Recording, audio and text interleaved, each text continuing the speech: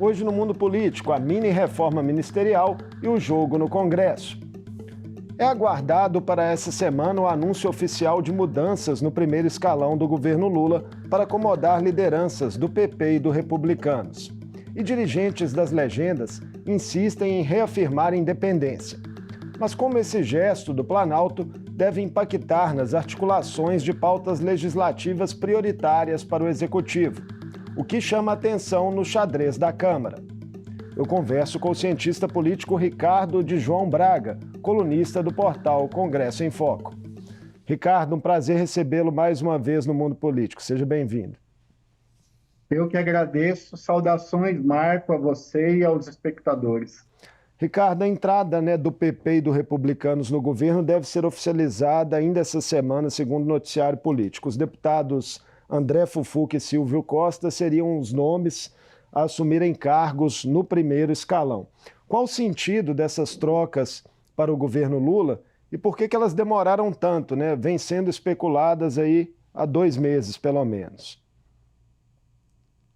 Essa composição de chamar partidos por intermédio da indicação de filiados para cargos no Executivo é uma prática comum aqui do nosso presidencialismo de coalizão, como costumamos chamar. E o que eu percebo, Marco, é que o governo Lula ele vem construindo sem muita, vamos dizer assim, sem muito assodamento, sem muita pressa, essa extensão da sua coalizão à direita. A gente não pode esquecer que esses partidos que devem agora receber cargos e assim entrarem no governo, são partidos que há um ano atrás estavam colocando todas as suas fichas em todas as atividades possíveis para reeleger o então presidente Bolsonaro. Embora haja um certo, como diria, um frisson para que isso se resolva e a imprensa alimenta essa roda de informações, mas eu entendo que isso tem seguido o ritmo político de, vamos fazer um elogio aqui ao presidente Lula, independentemente de gostarmos dele ou não, mas todo mundo sabe que ele é um político hábil, e ele vem conduzindo essa negociação dessa entrada desses partidos no governo de forma tranquila, eu diria. Eu acho que tem 2 elementos aí de pano de fundo que são importantes, mas que talvez a gente vá explorar na nossa conversa. Uma é que a pauta econômica não foi obstaculizada por esses partidos que agora devem entrar na coalizão. Então, isso tornou essa negociação não algo tão urgente. E a segunda é que a coalizão, embora o núcleo dela, a coalizão que é a base do governo, o núcleo fosse de esquerda, mas já havia um avanço para o centro e para a direita, com o PSD, com o MDB, e isso dava um certo conforto ao governo. Pois é, você tocou nessa questão das pautas econômicas e, de fato, no arcabouço, na reforma tributária, essas legendas já entregaram maioria de votos a favor ao governo, PP e Republicanos. Mas o senador Ciro Nogueira, que comanda o PP, e o deputado Marcos Pereira, presidente do Republicanos, vem insistindo que os partidos são de direita e que as siglas continuarão independentes, em que pese aí a possibilidade de representantes das legendas estarem no primeiro escalão. Como é que você acha que ficam essas divisões internas? Elas devem continuar se manifestando ou tenderiam a arrefecer? Eu acho que isso tem um elemento de jogo de cena, porque é importante para os partidos de direita que eles continuem mandando uma mensagem para o eleitor de que eles estão na oposição ao governo Lula, mas eles também lidam com uma tensão interna permanente da necessidade de estar perto do governo, conseguir cargos, conseguir orçamento. No caso do deputado Marcos Pereira, do Republicanos, isso tem aquela conotação, vamos dizer assim, até mais ideológica, dado que o Republicanos é um partido ligado à Igreja Universal e isso carrega um pouco no elemento de costumes, que é contrário à esquerda, que antagoniza certas pautas que a esquerda chama de progressistas. No caso do PP, do Ciro Nogueira, existe algo que é interessante a gente considerar também, que as demandas do PP para entrar no governo, elas tendem a deslocar o ministro Wellington Dias, que é um adversário local do Ciro Nogueira. Os dois são as duas grandes lideranças no Piauí. Então, você vê como esse balé nacional, ele tem também um elemento forte da política local. Mas o que eu acho que deve acontecer é que vai haver uma convivência dessas tensões dentro do partido.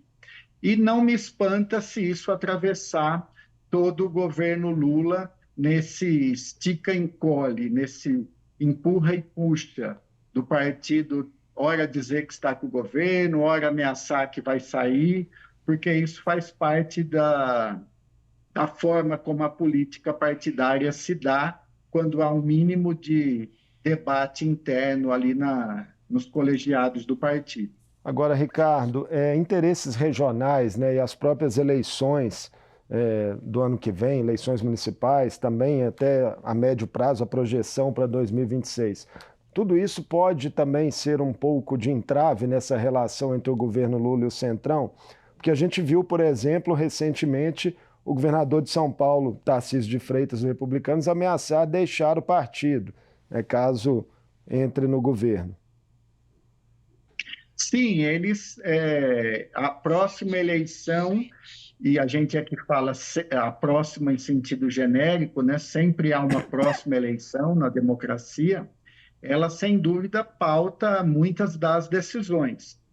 O que eu vejo, Marco, nessa velocidade com que a reforma política vem se dando, reforma ministerial vem se dando, ou não se dando, depende do ponto de vista, é que há toda essa complexidade que você apontou.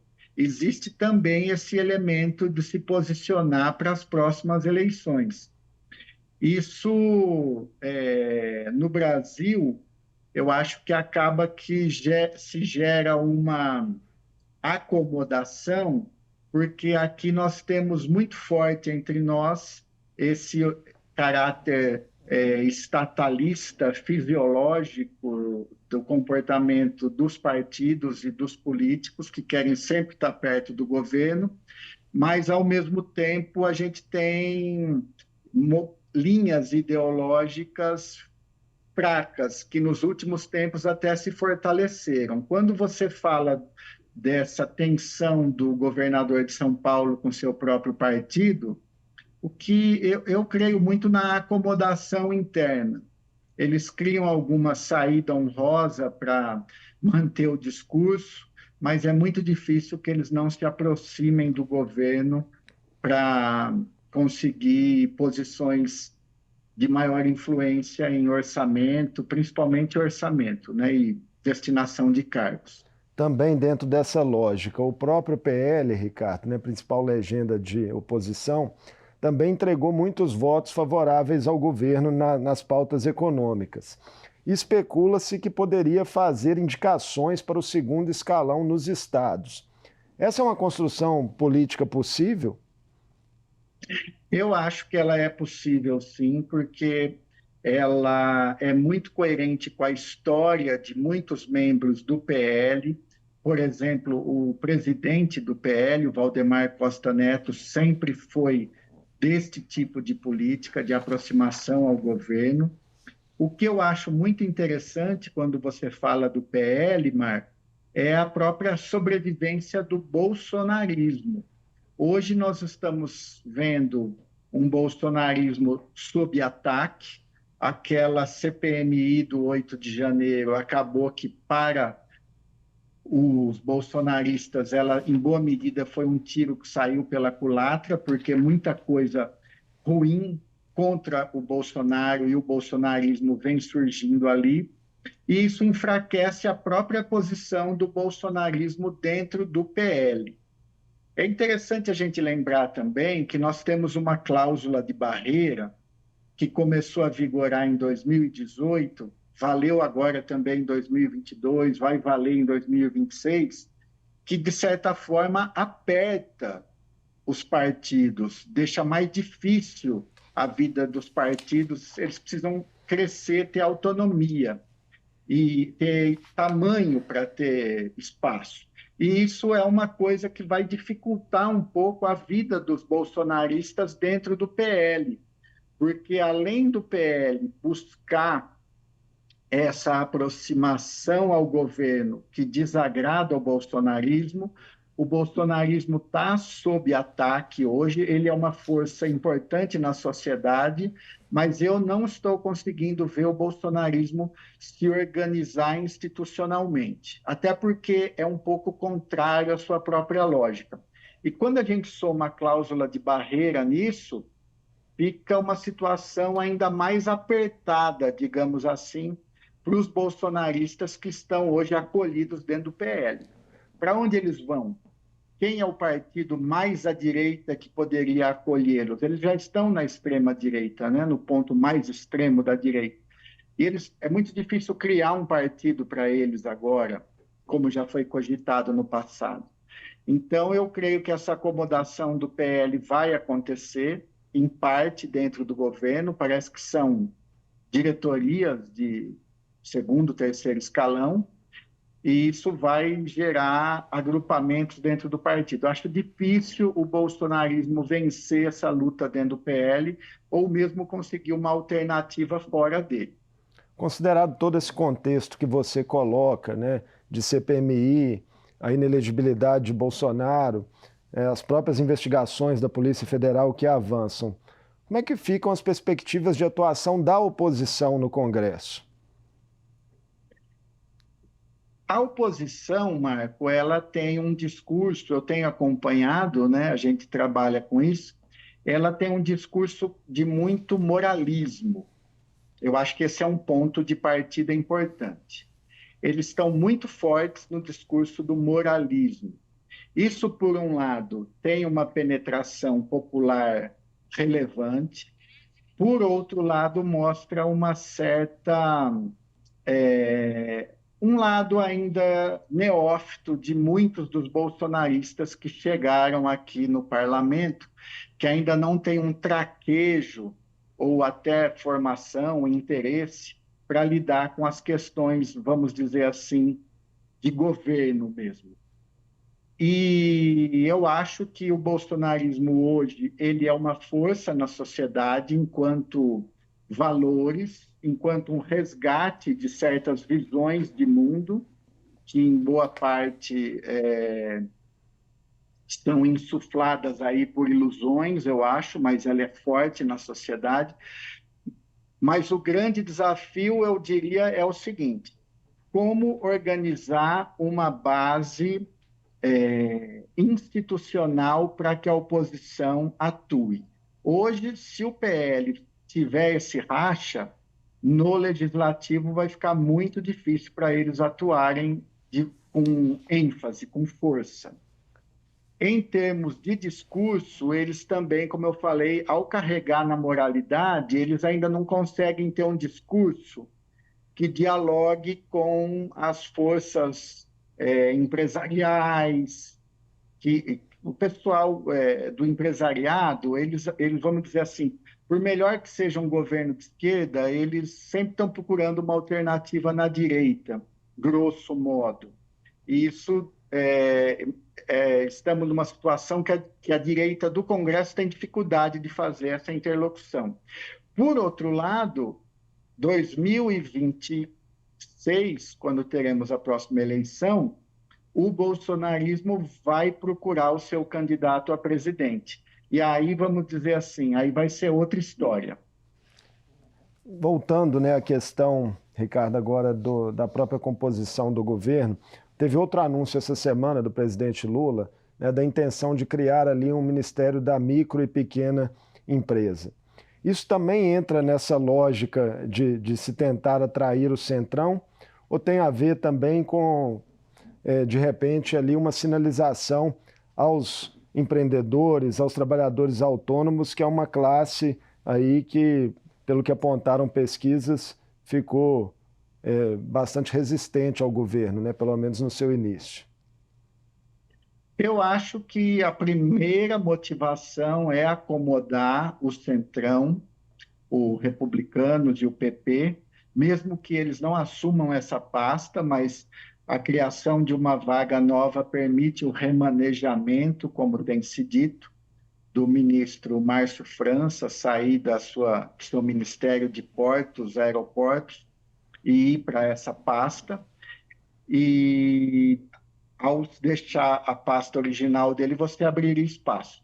E aí vem com essa conveniência do discurso, digamos assim, de que é uma pasta para ajudar um setor que é muito relevante para o Brasil, que é altamente gerador de emprego, mas que poderia continuar tranquilamente acomodado dentro do Ministério da Indústria e Comércio.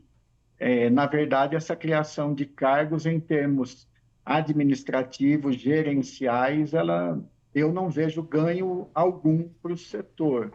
É muito mais você criar um cargo de primeiro escalão para dividir entre a coalizão. E essa entrada de novos partidos, né, em uma frente já bastante ampla, pode, na sua visão, desagradar o próprio PT e parte dos aliados, dos demais aliados do presidente?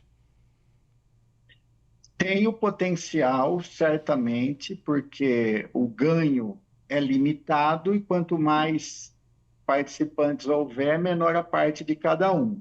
O senador Jacques Wagner disse que a arte da política é você não matar o boi, mas não deixar ninguém sem carne. Quer dizer, é fazer um certo milagre aí. E isso que você está colocando, Marco, é tentar seguir por esse milagre, quer dizer, encaixar novos partidos, novos atores dentro do governo sem desagradar os outros. Isso também é uma explicação de por que a reforma demora tanto. É muita conversa, é muita criação de cenários, muita especulação, às vezes muita ameaça, muita promessa, Exigências de mas porteira fechada, né, em alguns ministérios, né, ou pois é, estatais. alguns lugares se promete a tal da porteira fechada, em outros de jeito nenhum. Isso tudo eu vejo como uma necessidade do sistema político, mas que causa, sim, muito mal para a administração pública. Eu acho que, visto pela perspectiva da administração pública, essa dinâmica política ela é uma patologia que atrapalha muito o bom andamento da administração. Antes da gente entrar na pauta legislativa, Ricardo, queria tocar com você só em mais um assunto relacionado ao executivo, que é em relação a insatisfações na própria base que surgem com indicações do presidente Lula para os tribunais superiores, né? Votos recentes do ministro Zanin foram alvo de muitas críticas, há pressões pela indicação de mulheres, de negros para os tribunais superiores. Foi oficializada uma indicação de uma mulher, mas uma mulher branca, essa semana para o STJ. Como é que você vê essas pressões em torno das indicações? Eu vejo a necessidade da diversidade, Marco, como central. Eu acho que a sociedade brasileira precisa de diversidade. Essa diversidade tem que estar expressa nos órgãos de poder. No primeiro, segundo governo Lula, em certa medida no governo Dilma também, houve espaço para isso, mas a Lava Jato, ela criou traumas dentro do governo que a gente poderia discutir em outra ocasião, mas a consequência mais imediata desse trauma agora foi a indicação do Zanin e provavelmente a indicação de outra pessoa que seja de extrema confiança do presidente Lula, mas que não cumpra necessariamente com critérios de diversidade.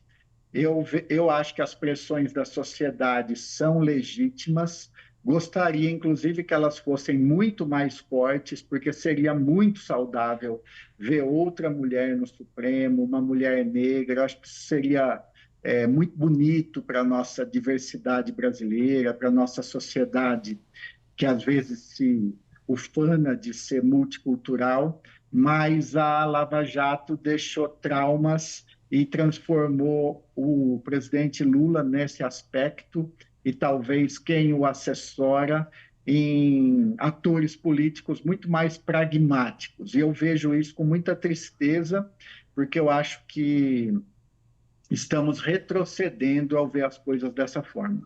Falando em pragmatismo, né, temos a pauta econômica no Congresso. E aprovado o arcabouço fiscal, o governo ainda precisa, né, de alternativas para aumentar a arrecadação. Essa semana, Lula já enviou uma medida provisória e um projeto de lei, né, para se taxar ali fundos e offshores.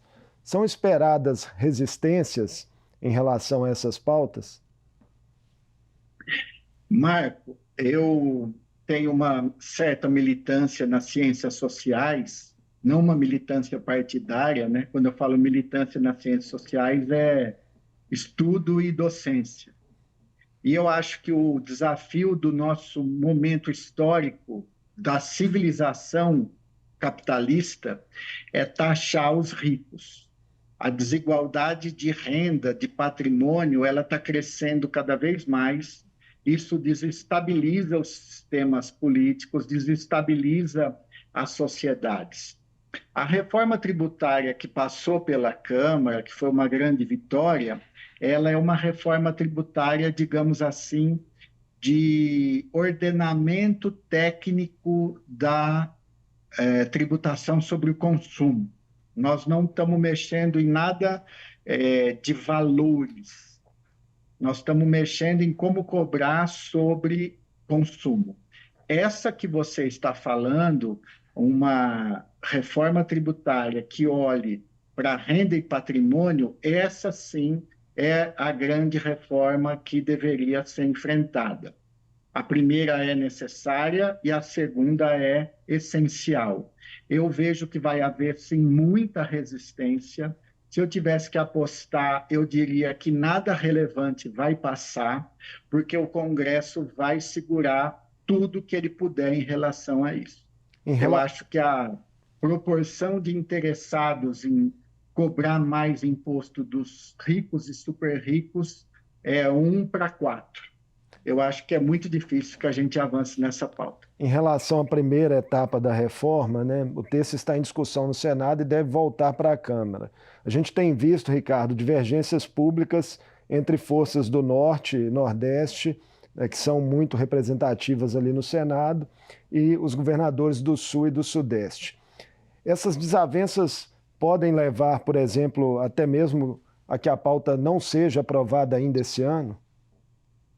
Não creio. O que parece para mim isso, Marco, é o último round da guerra fiscal que começou nos anos 90. A guerra fiscal que foi travada a partir dos anos 90, ela se deu muito em cima do ICMS, que é o imposto estadual.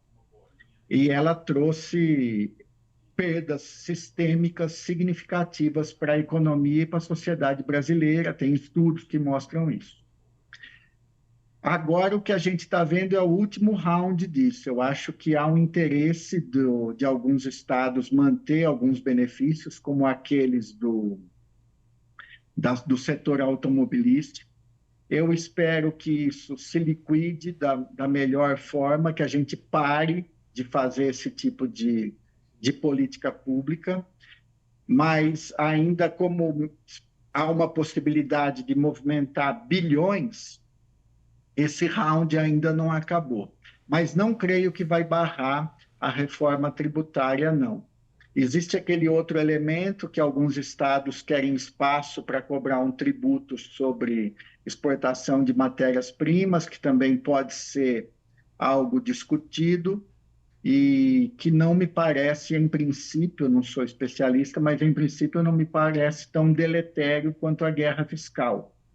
Mas não creio que vai atrapalhar o bom andamento da reforma tributária, porque eu vejo que há um interesse bastante espraiado no Senado para que a reforma avance, e quando o presidente do Senado se posiciona a favor do andamento dela, isso é um sinal muito forte, e ele tem feito isso. Último assunto, para encerrar nossa conversa, é o déficit zero previsto no orçamento do ano que vem, e defendido pelo ministro Fernando Haddad. Na sua visão, ele é exequível, consideradas aí essas dificuldades que outras pautas para aumento de arrecadação podem ter, e vemos também algumas críticas de próprios aliados, que não consideram que esse déficit zero, essa previsão seria benéfica para o país. Quanto à última parte, se ela será benéfica ou não, eu acho que essa é uma discussão intra-esquerda. Eu discordo das posições da extrema-esquerda, que querem fazer políticas meritórias, meritórias em si mesmas, individualmente, mas que não têm sustentação fiscal de médio e longo prazo. Então, acho que essa discussão primeira, ela é intra-núcleo da coalizão, é a parte mais esquerda que gostaria de poder gastar mais, e a minha visão é essa como eu coloquei. Se é factível, eu acho que o ministro Fernando Haddad ele vem sendo muito hábil em conduzir mudanças econômicas e conversa com o Congresso.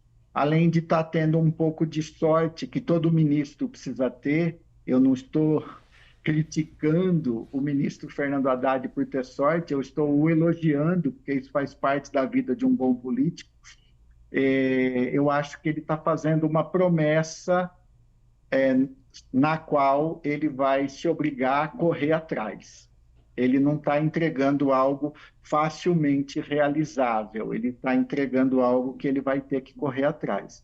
E ele vem fazendo isso desde que assumiu, então não é novidade para ele. A questão é se ele vai dar conta de mais essa promessa. Ricardo, muito obrigado por mais essa conversa conosco no Mundo Político, nos ajudando aí a compreender todas as nuances do cenário de momento em Brasília. Eu que agradeço, estou à disposição aí da TV da Assembleia, ao público mineiro, uma satisfação. Um abraço. Eu conversei com Ricardo de João Braga, cientista político e colunista do portal Congresso em Foco. Falamos sobre os possíveis impactos da mini-reforma ministerial na configuração da base do governo Lula e das perspectivas para a agenda legislativa em Brasília nos próximos meses. O Mundo Político fica por aqui. Obrigado por nos acompanhar. Até o próximo programa.